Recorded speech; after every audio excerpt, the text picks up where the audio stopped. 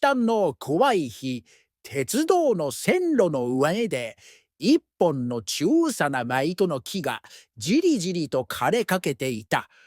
誰も助けてくれないと思っていたその時、義翼の大きな鳩が現れた。その鳩は自らのくちばしで水図を運び、命の道にすすっと注いだのだ。命は命を助ける。容しさに中数の下など何も。これが本当の思いやり。